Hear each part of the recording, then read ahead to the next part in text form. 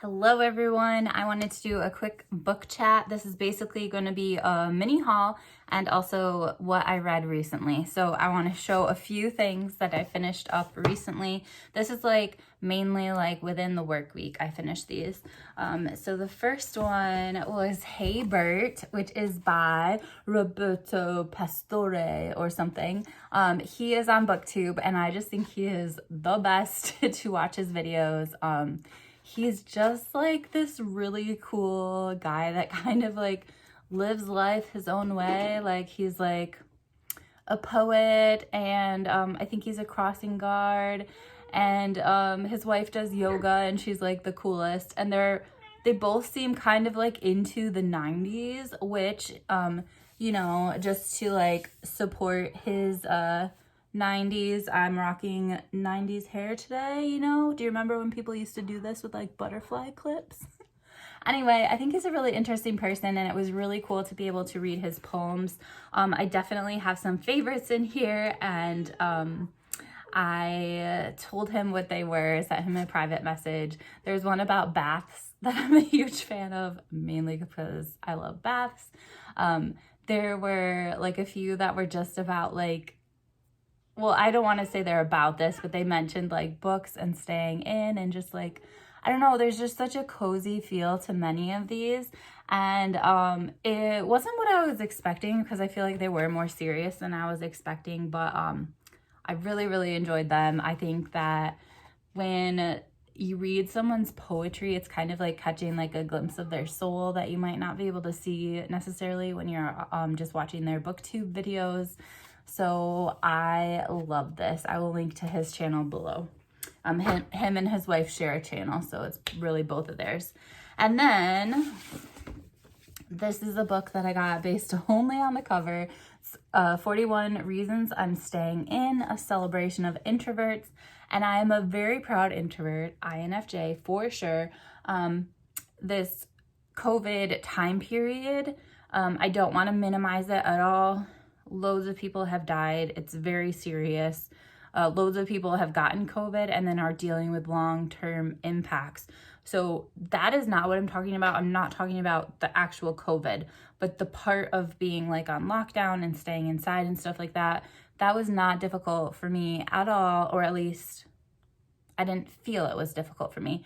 I do think there's this low-level stress that my body has realized was there that I necessarily was not aware of, but just being locked in a house with books, I have been preparing for this my whole life.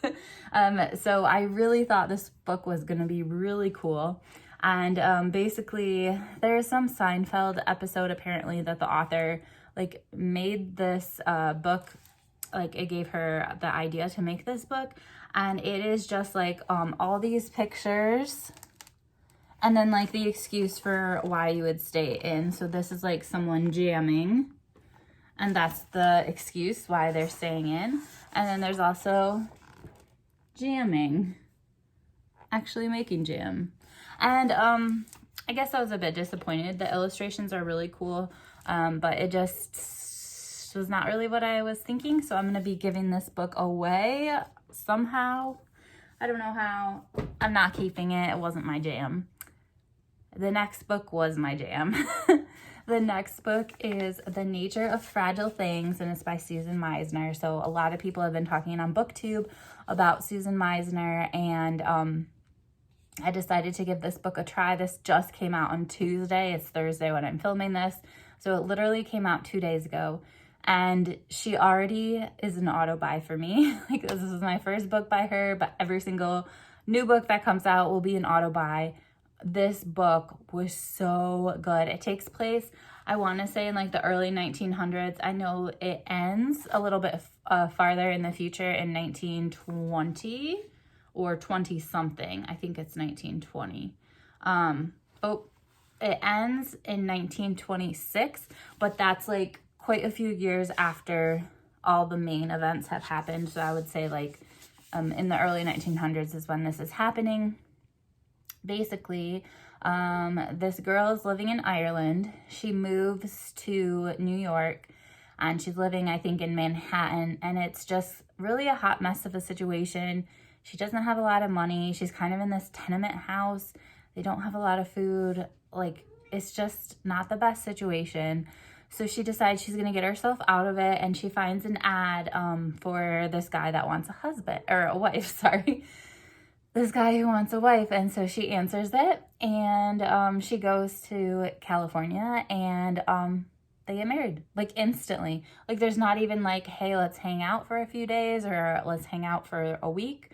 Nope. Like, immediately when she arrives, they go to the courthouse. He's like, yep, they're waiting for us. Like, we have an appointment. So they get married. The husband has a little girl named Kat. She is 5 when the story starts. And basically, our main character, her name is Sophie. Yep, Sophie. Sorry, I'm so bad with character names because I just like have the picture of them in my head and then I forget what their name is. But anyway, Sophie really just wants a warm, cozy home. She wants a child. She wants just like this nice family life, and this is a way for her to get it. She doesn't even care that she doesn't know her husband, but she's hoping that she will fall in love with him once they're married. And then things just kind of start to get weird. Like, I mean, it's kind of weird to start with, right? Like, marrying someone you don't even know. But it's just her adjusting to this new house. And then her husband is away on business quite a bit.